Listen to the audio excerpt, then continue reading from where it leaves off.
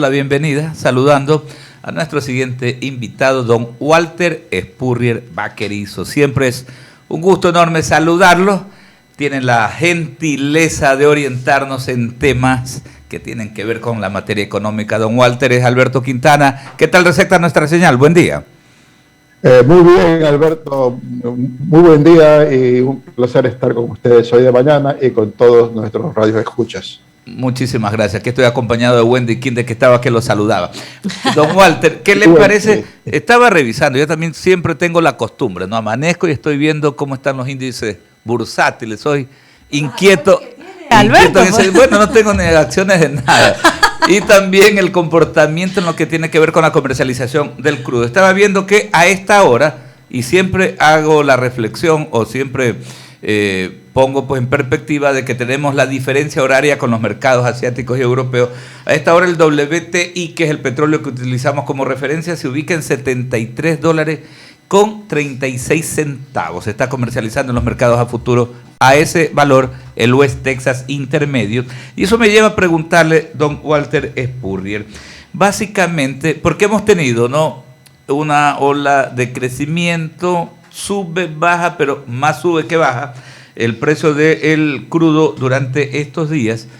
¿Cómo se recibe esto para lo que tiene que ver con el análisis de los ingresos que requiere nuestro país en momentos en que el presidente Guillermo Lasso anunciaba hace 48 horas nomás pues este nuevo esquema de la política hidrocarburífera para los próximos años? ¿Cómo podemos ir analizando aquello? Buen día nuevamente. Buen día, Alberto y Wendy. Bueno, el mercado petrolero es altamente especulativo, porque esencialmente lo que vemos en la cotización es lo que en las bolsas de valores se está apostando a que se va a subir o bajar el petróleo futuro. Entonces, está comprando petróleo futuro o vendiendo petróleo futuro. Y el sentimiento preponderante en los últimos meses ha sido, en primer lugar, que la OPEP, aliada con otros países, con 10 otros países liderados por Rusia, han logrado calibrar la producción para que no sea excesiva y de esa manera no caigan los precios. Y para sostenerlos a un nivel que diría que es óptimo, porque tampoco le conviene por ejemplo, a Estados Unidos a que el precio baje demasiado, porque entonces su industria, que tiene costos altos, se va a deprimir, su industria petrolera, y en general se teme que si los precios son muy bajos no va a haber inversión y por lo tanto a futuro subirían más. Entonces, ese es el sentimiento que ha predominado, aunque hoy en día los mercados están particularmente nerviosos, porque los Emiratos Árabes, uno de los países de mayor producción y mayor reservas, dice que ellos ya quieren aumentar su producción fuertemente porque a futuro el petróleo va a valer menos y ellos tienen mucho petróleo y por lo tanto lo quieren vender ahora. Están en un conflicto con Arabia Saudita al respecto y por eso en ocasiones en estos días ha bajado el precio en los días en que se piensa que Emiratos Árabes aumenta la producción y cuando se piensa que no, que sí se va a mantener alineados, vuelve a subir. Entonces hay esa tensión en el mercado. ¿Pero en qué se refleja eso en el mercado nacional? La situación nuestra es la siguiente. Ya hay todo el movimiento mundial para reemplazar el petróleo. Ya los países europeos, por ejemplo, están determinando que sus bancos no financien nuevas actividades petroleras de comercialización de petróleo. Ya algunas compañías están diciendo que van a dejar de producir carros a gasolina, por ejemplo Volkswagen, a partir del año 35. Entonces, lo que predomina, la idea es de que el petróleo debemos comenzar a sacarlo ya, invertir ya para sacar las reservas petroleras, para que cuando caiga el precio, ya la inversión esté hecha y por lo tanto igual vamos a producir y vamos a sacar dinero de ese petróleo. Estamos hablando no de años, sino de décadas, ¿no? 2, 3 décadas. Entonces, desde ese punto de vista, el Ecuador en Hispanoamérica se considera que es el país con la segunda mayor potencial petrolero. O sea, solo nos gana Venezuela, que es un lote aparte, y en América Latina nos duplica Brasil, pero Brasil nos duplica en potencial petrolero y es como más de 20 veces más grande que el Ecuador en extensión. O sea que Claro. el Ecuador es un país con un potencial petrolero muy bueno en el contexto norteamericano, pero ha sido subexplorado.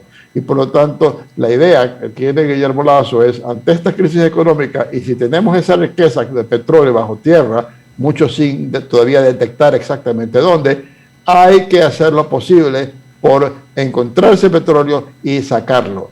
Y de allí la meta, que no está en el plan que publicó, no está en el decreto ejecutivo, pero que sí la ha manifestado en su plan de gobierno y públicamente, es tratar de llegar a 1 millón de barriles de producción, que sería el doble de lo que tenemos. Claro. A los precios actuales, esa producción sí significaría que el Ecuador tendría financiamiento, ingresos para poder salir de la crisis que vivimos. Claro, a eso iba, ¿no? Sería duplicar la producción. Ahora, oleoducto tenemos, ¿no? Como para poder transportarlo. Eso no habría problema, ¿no? Hablando de la utilización de nuestros 2 ductos, ¿no? No habría problema. Los ductos tienen producción, depende de la viscosidad del crudo, pero tienen producción para aproximadamente 1 millón de barriles. O sea que los oleoductos están subutilizados. Subutilizados, Entonces, sí. Por ahí no hay problema. Y tenemos el puerto para sacarlos, tenemos toda la infraestructura. Solo lo único que tenemos que hacer es encontrar el ducto. Puede ser que tengamos que hacer ductos secundarios, pero eso ya es un costo menor, y eso solo tiene que ver sobre dónde se encuentran los nuevos yacimientos y cuál es la ruta más apropiada para bajar costos de transporte. Entonces, pero ahí no habría problema. Perfecto. Sí, sí, conociendo aquello, ¿no? Cómo se maneja pues tanto el OCP como el SOTE, sabemos que hay una subutilización. Ahora, ¿qué impacto tendría? Porque parte de lo que anunciaba el señor presidente de la República era este tema que tiene que ver con la venta inmediata de las estaciones de servicio. Son 45. Yo no creo que eso tenga mayor impacto en lo que tiene que ver con la recaudación. Pues no, las estaciones de servicio que pertenecen a Petroecuador. Yo creo que más importante es ver el alcance de la reorientación que se le quiere dar a la estatal petrolera, ¿no? Porque por ahí viene el asunto, ¿no? La forma como se ha manejado la política petrolera de nuestro país ha sido bastante desastrosa. Lo uno por aquí, un organismo por acá, y ha sido bastante desordenado, ¿no? Bueno, sí, ha sido muy desordenada y se han acumulado errores, ineficiencias, y la ventaja, lo atractivo de esta propuesta que ha hecho Guillermo Lasso es que dice, ante el desastre en que estamos, ahora tenemos que reestructurar todo y dar un ordenamiento a todo. Parte de lo de la venta de las gasolineras tiene que ver con una posición más básica, o sea, más central de Guillermo Lasso, que el Estado no tiene por qué meterse en tantos negocios, sobre todo cuando son actividades que los privados pueden hacer muy bien. ¿Por qué meterse, contratar burocracia y meterse en negocio de competir con los privados vendiendo gasolina, cuando hay mucha gente, muchas empresas, muchas personas que les gustaría estar en ese negocio? Porque el Estado más bien debe preocuparse a poner su atención, por ejemplo, en todo lo que es salud y educación, en lo social, todo lo que es atención al pueblo. El dinero es para subir la calidad de vida del pueblo, y el Estado tiene que concentrarse en eso, no meterse en otros negocios. Entonces, por eso se sale, como bien dice Alberto, el impacto económico es secundario. Entre los miles de millones que hablamos del presupuesto del Estado, 50 gasolineras o lo que sea, no tienen mayor relevancia. Claro, ahora lo que sí le toca al presidente es ser bien creativo para llegar con ese mensaje para las organizaciones sociales que siempre tienen la preocupación ambiental, el impacto que puede tener. En fin, es que aquí vivimos en una sociedad que a veces, ¿no?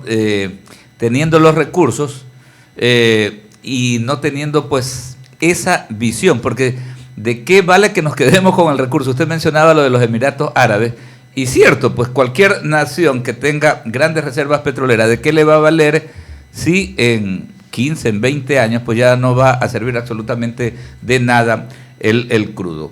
Lo quería llevar también al análisis de lo que significa la recaudación tributaria en este primer semestre. Nos han alcanzado casi 7.000 millones de dólares lo recaudado por el Servicio de Rentas Internas. Si bien es cierto que hay un incremento más o menos del 11% en relación al mismo periodo del año anterior, del 2020, que fue de duro impacto por lo de la pandemia, ¿qué tanto deja en saldo positivo o negativo a las finanzas públicas, don Walter? Bueno,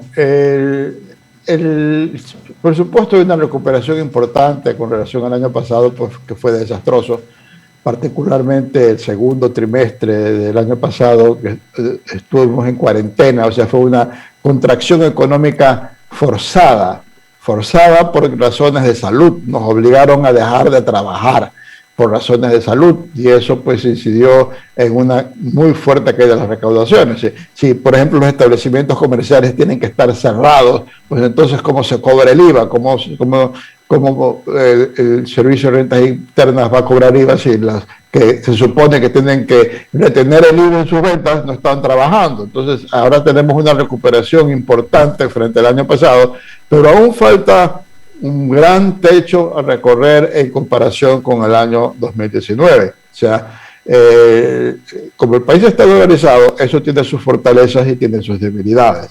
Si no hubiéramos estado dolarizados, posiblemente hubiéramos tenido un colapso bancario, hubiéramos tenido un problema muy grave en el sector financiero. Estamos dolarizados, eso favorece que el sector financiero esté fuerte, nuestro dinero está a salvo en los bancos.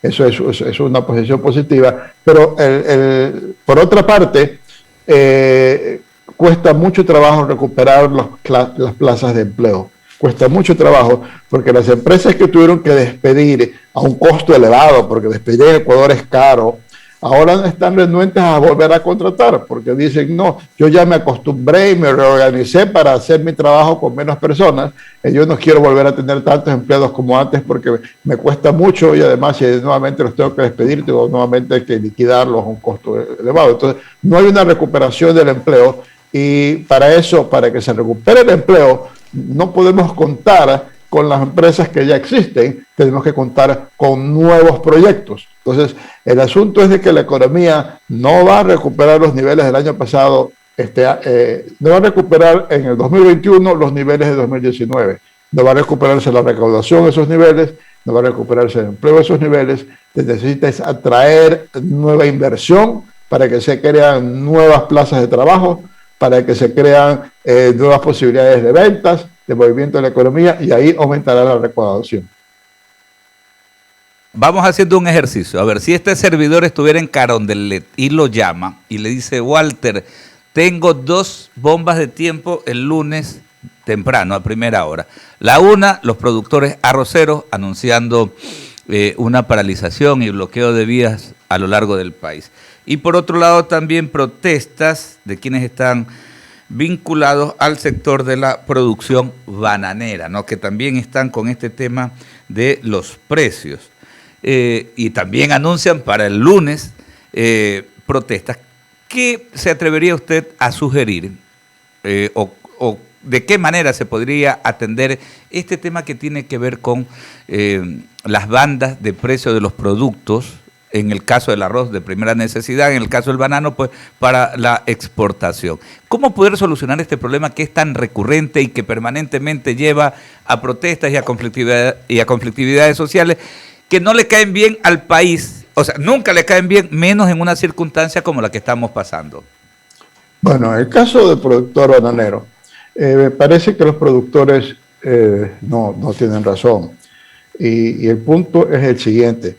El precio del banano en el mercado internacional fluctúa mucho, y entonces hay meses en que se gana mucho dinero, en que el precio es estupendo, y eso básicamente es en nuestro invierno de la costa, porque tenemos una muy buena producción, y en los países del norte, que es el grueso del mercado, el clima no da para que haya muchas frutas, y se vuelcan a comprar banano, y entonces el precio es muy bueno. Y luego, en esta época en que entra al mercado la fruta en esos países, las frutas propias, los duraznos, las manzanas, las peras, entonces consumen menos banano y el precio cae. Entonces, el productor tiene 2 opciones. El productor tiene la opción de firmar con las empresas exportadoras un contrato que les garantiza un precio promedio durante el año. O en su defecto, cuando el precio es estupendo, ahorrar la plata, y en los meses en que el precio es malo, pues subsidiar su actividad por último, o sea, comerse parte de esos ahorros y sabe de que porque está vendiendo a un bajo precio, pero lo que cuenta es el precio promedio en el año, ¿no? Lo que cuenta es de que cada mes tiene que ganar. Pero los que protestan son los productores que no quieren firmar esos contratos y que cuando el precio está alto venden a precios muy por encima del precio político, pero cuando el precio está bajo reclaman que quieren que les paguen el precio político. Pero no es así, pues, o sea que o se aceptan un precio promedio o aprovechan los precios altos y se aguantan los precios bajos, pero no pueden aprovechar los precios altos y reclamar que les paguen más cuando los precios están bajos. Eso no tienen razón. Yo pienso que tienen que ir a firmar los contratos o tienen que aprender a ahorrar. El problema de los arroceros es más complicado, porque resulta que debido a los costos internos en el país, tenemos un arroz mucho más caro que el peruano, por ejemplo, y mucho más caro que, digamos, que se vende internacionalmente, por ejemplo, de Tailandia. Entonces, yo he hablado en el pasado con Guillermo Lasso, he tenido una muy buena relación con Guillermo Lasso, es una estupenda persona, he sido mi banquero, no es que yo tenga muchos negocios bancarios, pero he tenido cuentas ahí en su banco, y hemos conversado de esto, y a él le preocupa mucho el problema social de los arroceros, porque no es que ellos tienen a veces un precio alto y a veces un precio bajo. Y básicamente el punto, la solución, no hay una solución de corto plazo, hay una solución de mediano plazo. La solución de mediano plazo es que hay que darles créditos a tasa de interés muy baja, a muy largo plazo, para que puedan invertir y de esa manera ganar en productividad. Y esa es la única manera en que pueden bajar los costos. Porque el asunto es que si se les da lo que ellos dicen ahora, subir el precio político, sí, pero no van a poder frenar el contrabando. No van a poder frenar de que la gente no quiera comprar arroz peruano si se lo venden más barato. O sea, que el pueblo, que nuestro pueblo quiere decir, no, va a pagar más por este arroz ecuatoriano que por el arroz peruano, o por último saber de dónde es el arroz que le están vendiendo a un precio más bajo. Eso es sumamente complicado. El gobierno puede cederles en decir, bueno, le subo el precio político, pero de allí a poder que ellos puedan vender ese precio es otra cosa. Claro. Bien. Ese es un problema que va a tomar más tiempo resolver.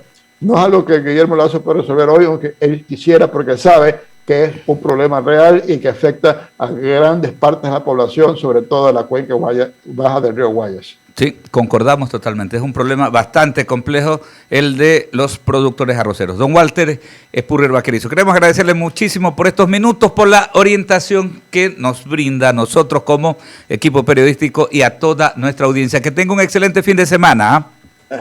Muchas gracias, Alberto. Wendy, ya nos hablamos. Gracias. Un abrazo, que tenga excelente día, excelente fin de semana. 7:40.